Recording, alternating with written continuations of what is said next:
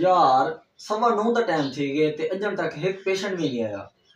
आज का काम बड़ा ठंडा चलता पे, अल्लाह खैर करे। आज कोई मरीज सामने चलो रोजी लग गई। अस्सलाम वालेकुम डॉक्टर साहब, क्या हाल है? सही वालेकुम सलाम। ठीक हो? फिट हो?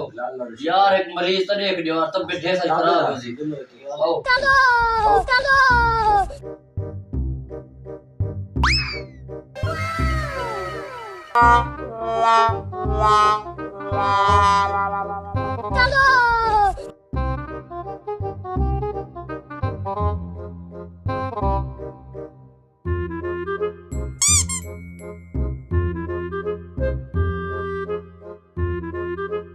यार इतने तो सारे जानवर को देखने ते मरीज कितने हैं? ओ यार बोल तुसी डॉक्टर साहब, अगू मरीज तक मरी ना। अच्छा जुल्लो ए डॉक्टर साहब मरीज को चेक। ओ भाई मारो मुझे, मारो मारो मुझे, मारो मारो। बंदे का दिमाग खराब थी कि मैं बंदे ना डॉक्टर कुत्ता ना डॉक्टर इतना पर तक मैं सफर घेरना है। तू आदि मैं बंदे का मैं इलाज नहीं करेगा। उठ